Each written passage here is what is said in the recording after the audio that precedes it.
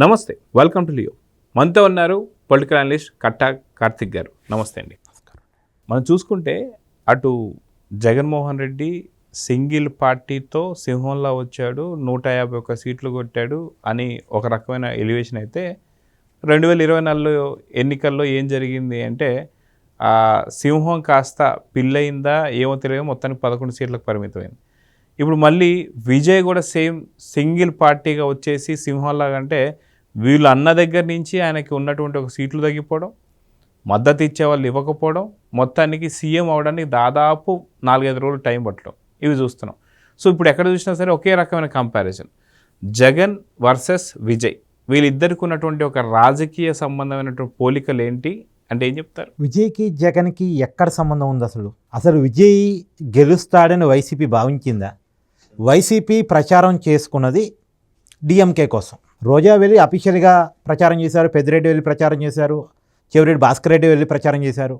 చివరికి రోజా అయితే స్టాలిన్ సొంత నియోజకవర్గం కొలత్తూరులో ప్రచారం చేసింది. కానీ ఎప్పుడు లేని విధంగా పాపం స్టాలిన్ ఓడిపోయాడు. ఎమ్మెల్యేగా కూడా గెలవలేదు. అయితే ఇక్కడ విషయం చెప్పుకోవాలంటే, జగన్ను విజయం చూసి నేర్చుకుంటే బాగుంటుంది. వీరిద్దరు సంబంధం పక్కన పెట్టేస్తే విజయం చూసి నేర్చుకుంటే చాలా బాగుంటుంది. ఎందుకంటే నిన్న విజయ్ తమిళనాడు ముఖ్యమంత్రిగా ప్రమాణ స్వీకారం చేశారు. వెంటనే ఈరోజు వెళ్ళి స్టాలిన్ని కలిసి వచ్చాడు. అదే జగన్మోహన్ రెడ్డి ఏం చేశాడు? జగన్మోహన్ రెడ్డి ముఖ్యమంత్రిగా ప్రమాణ స్వీకారం చేసిన మరుసటి రోజు ప్రతిపక్ష నాయకుడు చంద్రబాబు నాయుడు గారు నిర్మించుకున్నటువంటి ప్రజావేదికను కూల్చేశాడు. జగన్మోహన్ రెడ్డి పరిపాలన కూల్చివేయడంతో స్టార్ట్ అయింది. కానీ అక్కడ విజయ్ పరిపాలన, అక్కడ వెళ్ళి ప్రతిపక్ష నాయకుడిని మర్యాదపూర్వకంగా కలిసి అతని విషయం తీసుకోవడంతో స్టార్ట్ అయింది. అంటే విజయ్ని చూసి జగన్ నేర్చుకోవాల్సింది ఇదే. అంటే సాధారణంగా నిన్నటిదాకా ఏమంటున్నారంటే జగన్ ఇన్స్పిరేషన్తోనే విజయ్ సీఎం అయ్యాడని. కానీ ఇప్పుడు మీరు చెప్పేది ఏంటంటే విజయ్ని చూసి జగన్ ఇన్స్పైర్ అవ్వాలని చెప్పి ఖచ్చితంగా ఇన్స్పైర్ కావాలి. ఇప్పుడు విజయ్ ఏమి స్టాలిన్ కట్టుకున్న బిల్డింగ్ని కూల్చడానికి ట్రై చేయలేదే. మామూలుగా తమిళనాడు పాలిటిక్స్లో కక్ష సాధింపులు ఎక్కువే. గతంలో జయలలిత చీరలాగారు అనేటువంటిది మనం చూసాం. తర్వాత జయలలిత ముఖ్యమంత్రి అయిన తర్వాత కరుణానిధిని పంచ మీద ఈడ్చుకొని పోయి పోలీస్ స్టేషన్లో అరెస్ట్ చేశారు అనేటువంటిది మనం విన్నాం. ఇవన్నీ మన కళ్ళ ముందు ఉన్నాయి. కానీ స్టాలిన్ ఎప్పుడైతే తమిళ రాజకీయాల్లో చక్రం తిప్పడం మొదలుపెట్టాడు, కొద్దిగా ఆ పాలిటిక్స్ అన్ని తగ్గాయి. ఇప్పుడు విజయ్ అయితే ఆ పాలిటిక్స్ దూరం అని చెప్పకనే చెప్పాడు ఇవాళ స్టాలిన్ కలవడం ద్వారా. కానీ ఇక్కడ విజయం చూసి ఖచ్చితంగా జగన్ నేర్చుకోవాల్సిన అంశాలు చాలా ఉన్నాయి. ఇప్పుడు విజయ్ ప్రచారం చూడండి, ఎన్నికల ప్రచారంలో కూడా తన ఆశయాలు చెప్పుకున్నాడు, తన సిద్ధాంతాలు చెప్పుకున్నాడు, తన అధికారంలోకి వస్తే ఏం చేస్తానో చెప్పుకున్నాడు, అవతల వాళ్ళు ఏం మిస్ అయ్యారు, తను వస్తే ఏం చేస్తాను, తను చూపించబోయే మార్పు ఏంటో చెప్పుకున్నాడు. కానీ జగన్మోహన్ రెడ్డి ఎన్నికల ప్రచారం చూడండి, జగన్మోహన్ రెడ్డి గారి గంట ఉపన్యాసం చూస్తే సగం బూతులే ఉంటాయి, సగం అవతల వాళ్ళని టార్గెట్ చేయటమే ఉంటుంది. విజయ్ తెలుసా, అవతల వాళ్ళని కనీసం ఒక్క మాట కూడా అనలేదు. విజయ్ అన్న డైలాగ్ ఏదన్నా కొద్దిగా ఆర్చ్ డైలాగ్ ఉంది అంటే స్టాలిన్ ఉద్దేశించి అంకులని కొంత వెటకారం ఆడారు. అదే హార్చ్, ఇంక అంతకుమించి హార్చ్ ఏం లేదు, దాంట్లో తప్పేం లేదు. అది ఉన్నంతలో వెతకాల్సి వస్తే ఏదైనా ఉందంటే అది ఒకటే. ఇక వాస్తవానికి మనకి మైక్ ముందుకు వచ్చి స్టాలిన్ గారిని అంకుల్ అని చెప్పేసి అంటున్నారని పెద్ద భూతార్థం పెట్టి చూసినా, వాళ్ళు జనరల్గానే సినిమా రాజకీయాల్లో రాకముందు నుంచి కూడా అంకుల్ అని పిలుస్తుంటారేమో, మనకు తెలియదు. అదొకటే. ఇంకా మీకు ఏదైనా కనపడిందంటే. కానీ ఇక్కడ జగన్మోహన్ రెడ్డి గారి ఉపన్యాసం చూడండి, పవన్ కళ్యాణ్ ఉద్దేశించి దత్తపుత్రుడు అంటారు, తర్వాత చంద్రబాబు నాయుడు గారిని ఉద్దేశించి ముసలోడు అంటారు, నానా తిడతారు, తర్వాత జర్నలిస్టుని, టీవీ ఛానల్స్ని, చివరికి చెల్లిని కూడా తల్లిని కూడా వదలకుండా నానా మాటలు అంటారు.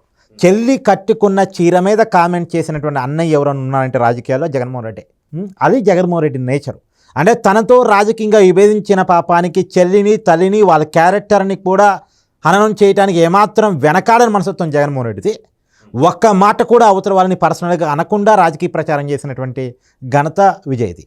అంటే వాస్తవానికి ఇంకొక విషయం కూడా చూసుకుంటే, స్కూల్ విద్యార్థులని రాజకీయకు సంబంధించిన వేదికలు పిలిపించుకోవడం కావచ్చు, పిలిపించుకొని వాళ్ళ ముందు పవన్ కళ్యాణ్ గారి యొక్క భార్యలు, పెళ్ళాలు, కార్లు అంటే పోల్చడాన్ని ఎలా చూడాలంటే, అవును, స్కూల్ పిల్లగాళ్ళతో మీటింగ్ పెట్టి స్కూల్ పిల్లగాళ్ళ ముందు పెళ్ళాలు పెళ్ళిళ్ళు అని మాట్లాడేటువంటి చరిత్ర జగన్మోహన్ రెడ్డికి ఉంది. వెంటుక భాష కూడా మాట్లాడింది, వెంటుక భాష మాట్లాడాడు. అవతల నుండి ప్రతిపక్ష నాయకుడిని ఉరిదీయాలని చంద్రబాబు నాయుడు గారి గురించి మాట్లాడాడు. ఈ ముసలోడు ఎన్నాళ్ళు బతుకుంటాడు అన్నట్టుగా మాట్లాడాడు. ఇలా నానా రకాలు. అసలు ఆ మాటలకు గుర్తొస్తే ఒళ్ళు గగులు పడుతుంది. కానీ స్టాలిన్ ఎక్కడైనా మాట్లాడా?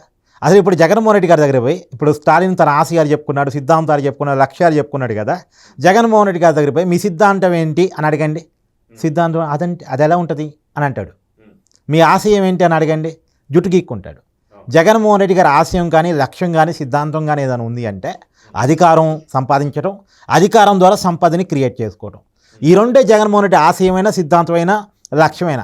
ఇక అంతకు మించి జగన్మోహన్ రెడ్డి గారికి పార్టీ విధి విధానాలు కానీ ఒక డెమోక్రటిక్ నేచర్ కానీ, పార్టీ అంటే ఒక సిద్ధాంతం ఉంటుంది, దానికి ఒక లక్ష్యం ఉంటుంది, ఒక ఆశయం కోసం పోరాటం అనేది ఉంటుంది అనేది ఏమీ ఆయనకు తెలియదు. వైసీపీ ఆశయాలు మీకు ఏమైనా ఐడియా ఉందా? తెలుసు. ఏంటి? రప్ప కదా, పొట్టేళ్ల తల గంగా జాతరలో నరికేస్తా అని చెప్పేసి అన్నం కావచ్చు. రాబోతున్నటువంటి ఒక హోలీ ఏదైతే ఉందో అది రక్తంతో ఆడతా అని చెప్పేసి అన్నం. అవన్నీ వాళ్ళ నినాదాలు. అది ఇక అవే వాళ్ళ ఆశయాలు అనుకోవాలి, అవే వాళ్ళ లక్ష్యాలు అనుకోవాలి, అవే వాళ్ళ సిద్ధాంతాలు అనుకోవాలి. ఇది ఈ దుర్మార్గం. కానీ ఈ రప్ప పాలిటిక్స్కి భిన్నంగా, ఈ పొట్టేలు తలను నరకటానికి భిన్నంగా విజయ్ చేసినటువంటి పాలిటిక్స్, దీన్ని చూసి జగన్ నేర్చుకోగలిగితే ఈ 11 సీట్ల నుంచి కనీసం ప్రతిపక్ష హోదా, ఇలా అడుక్కుంటున్నాడు కదా ప్రతిపక్ష హోదా, దాన్ని ప్రజలు ఇవ్వడానికి అది అవకాశం ఉంది. అధికారం ఇవ్వకపోవచ్చు, కనీసం ప్రతిపక్ష హోదా వచ్చే ఎన్నికల్లో దక్కాలి అంటే ఇప్పుడు విజయం చూసి ఇన్స్పైర్ కావాలి. జగన్ చూసి విజయ్ ఇన్స్పైర్ కావటం కాదు. ఇప్పుడు విజయ్ పొత్తు కోసం కొద్ది వెంపలాడాడండి, అంటే అనుకున్న సీటు రాలేదు కాబట్టి పొత్తు కావాల్సి వచ్చింది. సరే, ఎంత కష్టమైనా ఎంత నష్టమైనా స్టాలిన్ ఒప్పించుకొని స్టాలిన్ కూటమి నుంచి కమ్యూనిస్టులు వచ్చి మద్దతు ఇచ్చారు, వీసీకే పార్టీ వచ్చి మద్దతు ఇచ్చింది. తర్వాత కాంగ్రెస్లో అయితే మొదటి రోజే పోయారు. ఇప్పుడు జగన్కి ఆ పరిస్థితి వస్తే అసలు జగన్కి మద్దతు ఇచ్చే వాళ్ళు ఎవరు ఉన్నారా? జగన్ అంటే అసలు జగన్ పక్కన కూర్చోడానికి కూడా ఎవడు ఇష్టపడ్డు. ఉందిగా ఒక మద్దతు ఇచ్చేటువంటి పార్టీ ఒకే ఒకరు ఉన్నారు, కానీ దాంట్లో ప్రస్తుతానికి ఎమ్మెల్యే లేరు. సొంత చెల్లి షర్మిల కాంగ్రెస్ ఇస్తే మద్దతు ఇవ్వాలి, లేదు వాళ్ళు కూడా ఎవరు జగన్ చూసి వాళ్ళు కూడా నచ్చరు. వాళ్ళు నెట్టేశారు కదా జగన్ ఒకప్పుడు. సో వాళ్ళు కూడా జగన్ని ఇష్టపడరు, జగన్ని నచ్చరు. మరి ఇక అప్పుడు అవసరాల్లో రాజీ పడితే నేను చెప్పలేను, కానీ నాకు తెలిసి కాంగ్రెస్ వాళ్ళు కూడా జగన్కి మద్దతు ఇవ్వరు. బీజేపీ ఇవ్వదు, కాంగ్రెస్ ఇవ్వదు, కమ్యూనిస్టులు ఇవ్వరు. నాకు గుర్తున్నంత వరకు 2014 ఇప్పుడు శివం సింగ్ అని జగన్మోహన్ రెడ్డి చెప్పుకుంటూ ఉంటారు కదా, కాదు, 2014లో కమ్యూనిస్టుల పొత్తు కోసం జగన్మోహన్ రెడ్డి ట్రై చేస్తే అది వర్కౌట్ కాలే. మొన్న ఈ మధ్య ప్రశాంత్ కిషోర్ గారు ఒక ఛానల్కి ఇంటర్వ్యూ ఇస్తూ ఎప్పుడైతే శిల్పారెడ్డికి సంబంధించి శిల్పా రవిచంద్రారెడ్డి, విజయసాయి రెడ్డి 2019 ఎన్నికల కంటే ముందు పవన్ కళ్యాణ్ దగ్గర పోయి పవన్ కళ్యాణ్తో పొత్తు కోసం ట్రై చేసిన మాట వాస్తవం. 2014 ముందు కమ్యూనిస్టులు, 2019 కంటే ముందు పవన్ కళ్యాణ్తో పొత్తు కోసం ట్రై చేశారు. ఇంకా సింహం సింగిల్ అంటే ఏంది? సింహం ఎక్కడుంది అన్నట్టు. అది ఏదేమైనండి, అరే కాగితాల పుల్లు కాగితాల సింహాలే కానీ అవి ఉట్టి మాటలు. కానీ అసలు జగన్తో పొత్తు పెట్టుకునేది ఎవరు? జగన్తో సొంత తల్లి కలిసి ఉండలేదు, సొంత చెల్లి కలిసి ఉండలేదు. ఇప్పుడు జగన్ బాధ అదే, నాతో ఎవరూ కలిసి ఉండలేరు. నాతో జైలుమేట్ ఉన్నటువంటి విజయసాయి నన్ను వదిలేసి వెళ్ళిపోయాడు. తర్వాత తల్లి చెల్లి నన్ను వ్యతిరేకిస్తున్నారు. నేను ఒక కుటుంబాన్నే కలిపి ఉంచుకోలేను నేను, కానీ 3 పార్టీలు కలిసి బ్రహ్మాండంగా కూటమి కట్టి ముందుకెళ్తున్నాయే. వాళ్ళు ఒక కుటుంబం కాదు, ఒక బ్లడ్ గ్రూప్ కాదు, ఒక కులం కాదు, కానీ వాళ్ళు భలే కలిసిపోతున్నారు, సొంత అన్నాదమ్ములాగా కలిసిపోతున్నారు. ఎంత క్రియేట్ చేద్దామన్న విభేదాలు లేకుండా ఇంకొక 15 సంవత్సరాలు నేను కలిసే ఉంటాం, అధికారం మాదే అని కాన్ఫిడెంట్గా చెప్పగలుగుతున్నారు. కానీ నా కుటుంబాన్ని కూడా నేను కలుపుకోలేని పరిస్థితిలో ఉన్నానే అనేటువంటి ఒక ఎస్టిడిటీ జగన్లో ఉంది. అందుకనే ఏమి చెప్పలేక సింహం సింగిల్ అంటున్నాడు. సింగిల్గా ఉండేవాడు మనిషి కాదు. మనిషి అనేవాడు అవతల మనుషులతో కలిసిపోగలిగే నేచర్ ఉండాలి. ఇక సింగిలో అనేటువంటి వాళ్ళని ఏమంటారు అనేటువంటిది మన పురాణాల్లో ఉంది, రాక్షస జాతికి సంబంధించిన వాళ్ళని. సరే, అది నేను అంటాం బాగోదు కాబట్టి అనలేకపోతున్నాను. కానీ ఇక్కడ ఒకటి విషయం అండి, ఇప్పటికైనా విజయం చూసి ఇన్స్పైర్ అయ్యి రాజకీయాలు చేయగలిగితే నాకు తెలిసి ఇంకెవరైనా రేపు రాబోయే కాలంలో జగన్మోహన్ రెడ్డికి అవసరమైన మద్దతు ఇచ్చే వాళ్ళు ఉంటారు.